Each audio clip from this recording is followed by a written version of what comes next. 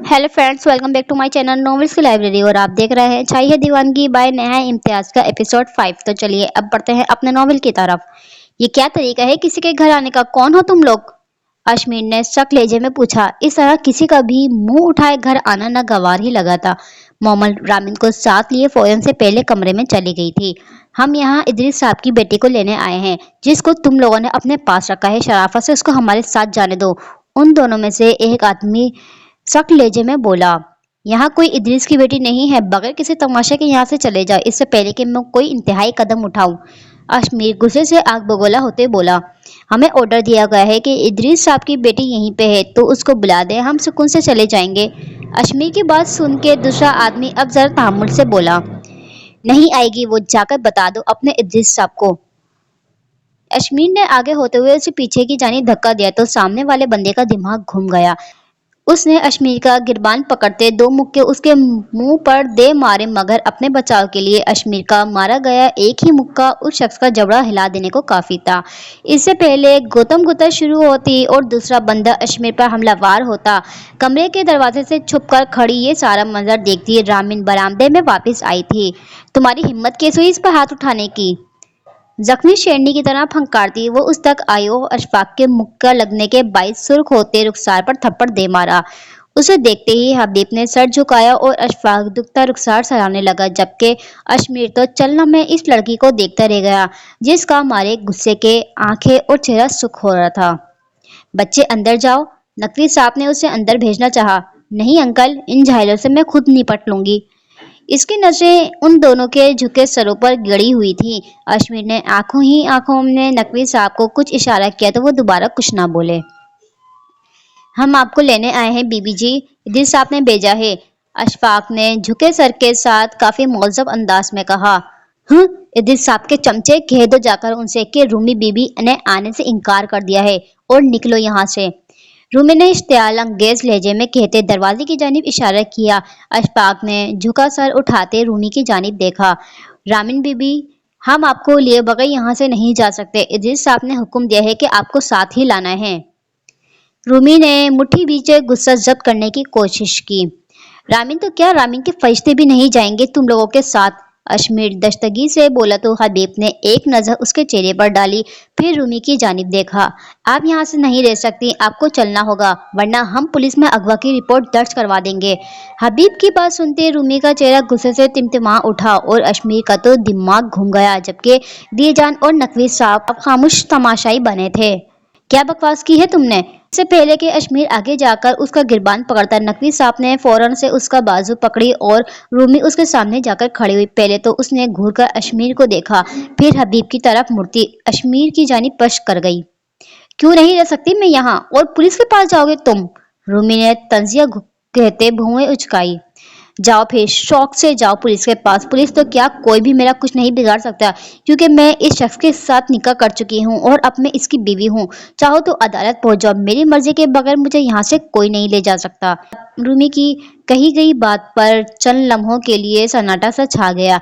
दीजान का हाथ बेख्तियार ही होठों पर पड़ गया था और वो सब जहाँ के थे वहीं रह गए। नकवी साहब ने अश्मीर की जानिब देखा। वो अभी तक इस बात से लाइल्म थे। अश्मीर की आंखें हैरत अंगेज से फैली थीं। वो रूमी के सर को देखकर रह गया, जो खुद से कुछ भी बोले जा रही थी। उसका दिमाग ही चकरा गया, जबकि कमरे में खड़ी मोमल को पहले तो शदीद हैरत हुई और फिर उसने मुंह पर हाथ रखते हंसी दबाई। ये आप क्या कह रही हैं? हबीब को जैसे उसकी बात पर यकीन न आया। वही कह रही हूँ जो तुमने सुना है। अब जाओ यहाँ से, वरना दूसरों के घर घुसकर उनको हिरासत करने के जुर्म में अंदर करवा दूंगी।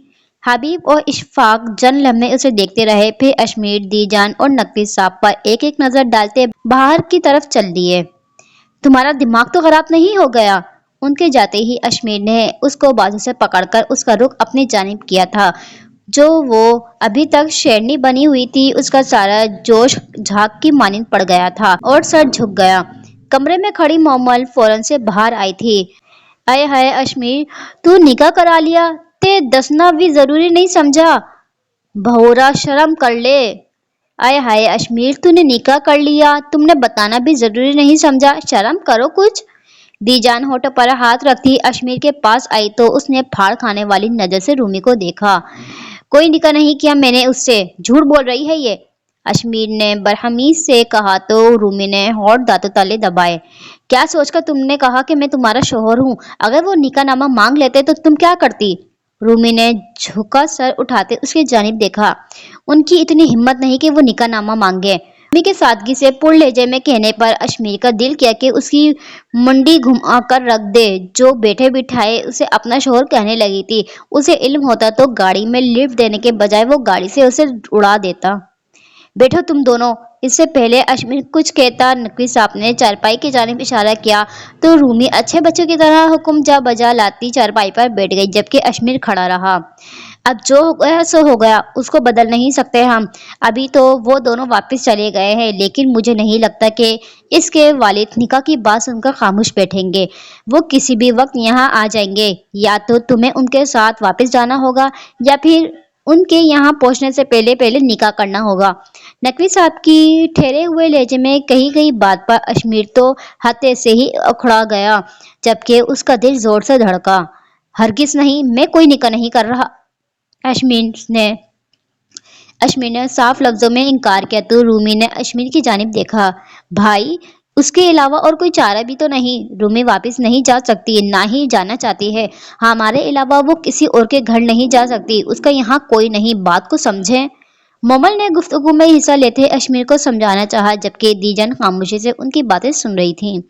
अगर इसका अब कोई नहीं तो क्या मतलब मैं तरस खाकर निकाह कर लूं? वो चौक पर जो मांगने वाली लड़की बेटी है उसको भी किसी न किसी जरूरत होगी। ले आओ, उससे भी निकाह कर लेता हूँ। मैं तो उसी काम के लिए पैदा हुआ हूँ ना। इसको जरूरत ही क्या थी इतनी फजूल किस्म की बात करने की? अश्मीर का गुस्सा किसी सूरत कम नहीं हो रहा था, जबकि इसकी बातें सुनते मोमल ने हंसी किस तरह दबाई वो सिर्फ वही जानती थी। इतनी संजीदा सूरत हाल में भी उसे हंसी आ रही थी। अश्मीर की बात पर रूमी ने सदमे से उसे देखा। वो किससे मुकाबला कर रहा था उसका? अश्मीर तुम। नकवी साहब ने कुछ कहने की कोशिश की जब उनका फोन बजने लगा। कॉल अटेंड करते उन्होंने फोन कान से लगाया और दूसरे जानिब मौजूद शख्स की बात सुनने लगे। उनके चेहरे पर परेशानी छाने लगी। क्या हुआ? उनके कॉल बंद करते ही अश्मीर ने सवाल किया। दुकान ते डकैती हुई ए मैं चला वा, पर तू इस मसले नु हल कर। दुकान पर डकैती हुई है, मैं जा रहा हूँ, लेकिन तुम इस मसले को हल करो। नकवी साहब कहते ही जाने लगे। अबू मैं थोड़े नाल चलना वा। अबू मैं आपके साथ चलता हूँ। अश्मीर उनके साथ दरवाजे की जानिब बढ़ा, जबकि मोहम्मद रूमी और दीजान के चेहरे पर अब परेशानी के आसार थे। कोई लोड़ नहीं है, कोई जरूरत नहीं है। नकवी साहब उसे सख्ती से टोकते घर से निकल गए। ये डकैती बाबा ने नहीं, वो ऐसा नहीं कर सकते। सबसे पहले रूमी ने कहा तो मोमल उसकी तरफ आई। तुम पागल तो नहीं हो? दुकानों पर डकैतियां पड़ती रहती है, हमारे लिए ये कोई नई बात नहीं। मोमल उसके साथ बैठ गई। मेरे तो सर विच पेड़ होने लग पइए। या अल्लाह खैर। मेरे तो सर में ही दर्द होने लग गया है, अल्लाह खैर करे। दी जान सर पकड़ती चारपाई पर बैठने लगी तो अश्मीर उनके पास आया। कमरे विच जाओ, तुसी नाश्ता करके आराम करो। कमरे में जाए आप, ये नाश्ता करके आराम करें। अश्मीर ने उनके कंधे के गिर्द बाजू हायल करते नाश्ते की जानिब इशारा किया और उन्हें कमरे में ले जाना चाहा। मैं केवी आराम कर सकिया, छड़ दूं मैनू? अब कैसे आराम कर सकती? छोड़ तू मुझे। दीजान ने गुस्से से कहते अपना आप छुड़ाना चाहा तो अश्मीर दूर हुआ। दीजान जिद छोड़ दो, चलो कमरे विच। दीजान जिद नहीं करें, चलें कमरे में। दीजान ने खूनख्वार नजर से उसे घूरा। खबरदार जे तू बच्ची नू कुछ अखियां ए, मैं तेरी जबान खींच लेनी है। खबरदार, अगर तूने बच्ची से कुछ कहा तो जबान खींच लूंगी तुम्हारी। दीजान वार्निंग देने वाले अंदाज में कहती ही कमरे की जानिब बढ़ी तो अश्मीर ने उनके नाश्ते की प्लेटें उठाई और उनके पीछे गया। उनको नाश्ता देकर वो वापस आया तो मोमल बाकी की प्लेटें और ठंडी चाय के कप भी उठा चुकी थी। अश्मीर एक नजर उन दोनों पर डालता घर से निकलने लगा। बैठकर बात कर लेते हैं प्लीज। रामिन की आवाज पर वो उसकी जानिब मुड़ा और फिर खामोशी से जाकर चारपाई पर बैठ गया। आप मुझसे निकाह नहीं कर सकते क्या? ये एक सवाल इसने कितनी हिम्मत से, कितना डरते हुए कहा था, ये बात सिर्फ रूमी जानती थी। मोमल और अश्मीर अपनी अपनी जगह हैरान रह गए। भला उन्हें कहाँ तवक्का थी कि वो इतनी देदा दिली से ये सवाल करेगी? लड़की, तुम पागल तो नहीं हो? अश्मीर को उसकी जहनी हालत पर शोभा हुआ। मोमल ने अश्मीर के कंधे पर हाथ रखते जैसे उसे गुस्सा करने से रोका। प्लीज बात को समझें, हमें कुछ करना होगा जिससे बाबा मुझे यहाँ से लेकर ना जाएं। मैं उनके साथ वापस नहीं जाना चाहती। वो मिन्नत कर रही थी। मोमल को उस पर तरस आया। उसे आज भी वो रूमी याद थी जो दानियल के साथ बास्केटबॉल खेलती हर बार जीत जाती थी और दानियल का चेहरा बाल की तरह ही सूज जाता था। मैं तुम्हारे साथ निकाह कैसे कर सकता हूँ? मुमकिन ही नहीं है। मेरा एक बच्चा है, मैं शादीशुदा हूँ और तुम पागल हो। अश्मीर का दिमाग चकरा रहा था। मारे बेबसी के रूमी के आंखों में आंसू आने लगे। भाई, शादीशुदा हैं आप?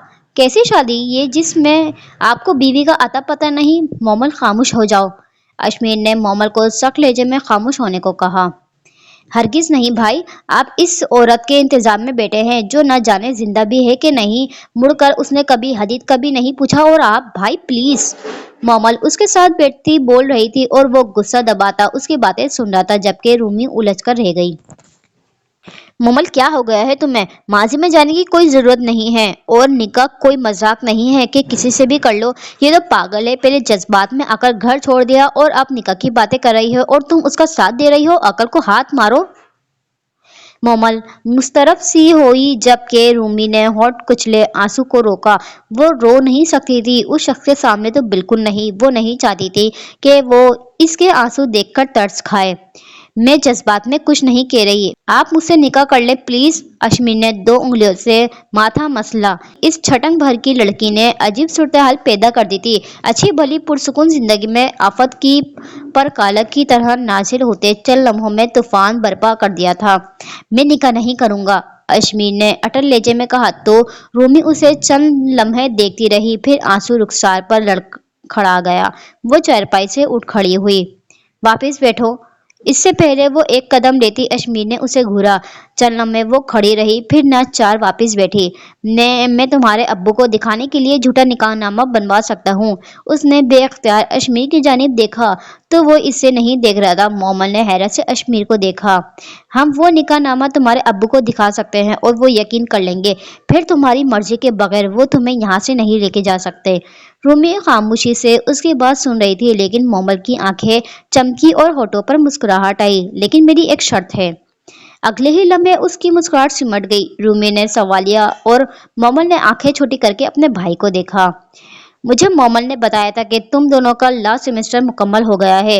रिजल्ट आते ही तुम जॉब करोगी जो कि बज़ाहिर तो मिलना मुश्किल है क्योंकि अच्छी जॉब यकीनन रामीन बीबी के इंतजार में नहीं बैठी। लेकिन क्योंकि तुम इद्रिस जैदी की बेटी हो तो हो सकता है जल्दी मिल जाए। लेकिन खैर, तुम कुछ अरसे बाद थोड़ी बहुत इंडिपेंडेंट हो जाओगी। जब किराए का कोई फ्लैट या अपना खर्चा अफोर्ड कर सकोगी तो तुम्हें यहाँ से जाना होगा और तब तुम्हें अपने बाप को सारी हकीकत बतानी होगी। रूमी उसे देखे गई जो बराह रास्त उसकी आंखों में देख रहा था। अभी तुम्हें एक छत की जरूरत है जो इद्रिस जैदी के नाम की नहीं हो और वो छत तुम्हें मिल रही है लेकिन बाद में तुम यहाँ से चली जाओगी। Is that clear? रूमी का चेहरा जैसे तारीख हुआ था। मोमल का दिल किया अपने साथ साथ वो अश्मीर का सर भी दीवार पर मार दे। भले ये क्या बकवास थी। कितनी बार उसे ख्याल आया था कि रूमी को अपनी भाभी बनाने का और अब वो उसकी भाभी बन भी रही थी तो नकली। ऐसा कहाँ होता था भला? चलो, नकली को वो किसी न किसी तरह असली बना ही लेती। लेकिन अश्मीर की बातें सुनकर उसे अब ये नामुमकिन लग रहा था। निकाहनामा तो पहले भी जाली ही होना था। फिर हकीकत बताने वाली बात पर उसका दिल क्यों उदास हुआ था? वो निकाहनामा इसने सिर्फ अपने बाप को दिखाना था जिसकी कोई वैल्यू तक नहीं थी। वो सिर्फ एक कागज का टुकड़ा होना था जिससे वो इसकी बीवी तो बनेगी मगर सिर्फ उसकी बाप की नजरों में। वो हकीकत में उसकी बीवी नहीं होगी। वो शायद उस पर तरस खा रहा था क्योंकि वो बेबस थी। लेकिन वो तो ऐसा नहीं चाहती थी। वो जाली नहीं हकीकी निकाह चाहती थी। उसे इस कागज के टुकड़े पर दस्तखत करने थे जिसकी वैल्यू हो, जिससे उसका नाम और पहचान बदले। वह ऐसा क्यों चाहती थी? कब से चाहती थी? उसे खुद भी अंदाजा नहीं था मगर जाली निकाह नामे का सुनते पहली बार उसे एहसास हुआ वो वाकई अश्मीर से निकाह करना चाहती थी। हकीकी निकाह। ठीक है, उसने लड़खड़ाती जबान को मुश्किल काबू किया। कुछ ठीक नहीं है। अजीब बातें कर रही है भाई आप। मोमल चारपाई से उठ खड़ी हुई। अब ये मत कह देना कि तुम आईडी कार्ड नहीं लाई। उसे नजरअंदाज करते अश्मीर ने रूमी को देखा। नहीं, वो लाई हूँ, बैग में पड़ा होगा कहीं। न जाने किस ख्याल के तहत ये वाहिद कार्ड था जो वो अपने साथ लेकर आई थी। मैं लाती हूँ। बोलती हुई वो उठकर अंदर चली गई। मोमल ने एक खफा नजर अश्मीर पर डाली और रूमी के पीछे गई। रूमी, तुम पागल तो नहीं हो गई? जाली निकाह नामे की क्या जरूरत है यार, तुम उन्हें कन्वेंस करो थोड़ा, वो मान जाएंगे। मोमल उसके सर पर जा खड़ी हुई तो जो जमीन पर पंजों के बल बैठी बैग खोले हुए आईडी कार्ड ढूंढ रही थी जो उसने जल्दी जल्दी में न जाने किधर फेंका था। मोमल, वो जाली निकाह के लिए मान गए यही बहुत है, मैं मजीद कुछ कहकर रिस्क नहीं ले सकती, पता लगे उसका इरादा ही बदल जाए। मोमल ने हकीकतन अपना माथा पीटा। उसका क्या फायदा होगा यार, निकाह कर रहे हो तो एक ही दफा में करो ना। उसे गुस्सा आने लगा। रूमी को आईडी कार्ड मिल गया। वो उठ खड़ी हुई। मैं निकाह करने नहीं आई थी यहाँ, ये तो अचानक ही मैंने उन्हें यहाँ से भेजने के लिए बगैर सोचे समझे कह दिया, लेकिन खैर तुम परेशान मत हो, मैं जल्द ही कुछ न कुछ करके यहाँ से चली जाऊंगी। मगर मैं नहीं चाहती तुम यहाँ से जाओ। रूमी के होठों पर मुस्कुराहट उभरी। मैं हमेशा नहीं रह सकती यहाँ, मुमकिन नहीं है ये मोमिल। वो कमरे से निकलकर अश्मीर के पास आ गई और आईडी कार्ड उसकी जानिब बढ़ाया। कुछ देर तक आता हूँ, मोमल से कहना दरवाजा मत खोले। वो घर से निकल गया तो रूमी ने अच्छे से दरवाजा बंद किया और वहीं से खड़े खड़े मोमल को देखा जो अंदर बेड पर बैठी न जाने क्या सोच रही थी। वो ख्यालात जूंगती दी जान के कमरे में आई तो वो नाश्ता कर चुकी थी। रामी ने उनके सामने से नाश्ते की प्लेटें उठा ली। आमिर से बात हो गई आपकी? मेरी कॉल अटेंड नहीं कर रहा है वो। सामान दरवाजे के पास रखते उसने जावियर की जानिब देखा जिसका चेहरा पहले की निस्बत सापट था। तुमने आमीन को कॉल की थी? वो गैर मरई नुक्ते को घूरते संजीदगी से सवाल कर रहा था। अभी? हाँ, वो मैं पहले की बात कर रहा हूँ मैं, जब तुम वॉशरूम में बंद थी। जावियर ने उसकी बात काटी। नूरिया चंद लम्हे तो कुछ कह न सकी। कुछ देर पहले तक जिसके लहजे में नरमी झलक रही थी अब अचानक ही उसे यूं संजीदा होता देखकर नूरिया कुछ घबरा सी गई। वो हाँ, मैंने उन्हें पहले कॉल की थी तो। जावियर एक झटके से सोफे से उठा तो नूरिया जुमला मुकम्मल ना कर सकी। जावियर उसकी जानिब आता सामान उठाकर घर से निकलने लगा। अब खड़ी क्या हो, चलो। उसको एक ही जगह चेहरे पर उलझन लिए खड़ा देखकर वो चीख कर बोला और घर से निकल गया। उसके बदलते रवैये पर नूरिया उलझ कर रह गई। अब कहाँ कुछ किया था उसने।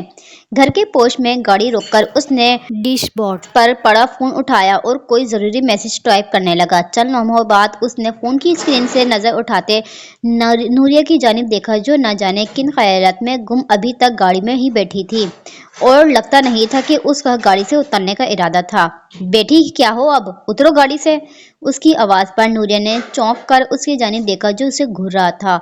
ओ हाँ, वो आप कहीं जा रहे हैं क्या? न जाने किस ख्याल के तहत उसने सवाल किया तो जावियर के गुस्से को जैसे हवा मिली। हाँ, चर्च बजने जा रहा हूँ, वो किलस कर बोला तो नूरिया चंद लम्हे खामोश सी हुई, फिर भौवे उचकाकर होठों को ओ की शेप दी। तो चर्च बेचने का बिजनेस करते हैं आप? वो गाड़ी से उतर गई तो जावियर ने गुस्से से मुट्ठी बींच ली। उसके उतरते ही गाड़ी को रिवर्स करता वो पोस्ट से निकल गया। मेरा सामान। नूरिया बड़बड़ाकर रह गई, फिर गुस्से से दांत पिसती घर में दाखिल हुई। अंदर आते ही उसे वहशत हुई थी और थोड़ा सा खौफ भी महसूस हुआ था। बगैर यहाँ वहाँ देखती वो तेज तेज कदम उठाती सीढ़ियाँ चढ़ती ऊपर आ गई और जिस कमरे में वो पहले कयाम पजीर थी उसको खोलने की कोशिश की मगर दरवाजा लॉक था। बीबी जी। ओट से आने वाली आवाज पर वो उछल पड़ी और हलक से चीख निकलकर ऊपर वाले पोर्शन में गूंजी। तुम्हारा दिमाग तो नहीं खराब हो गया?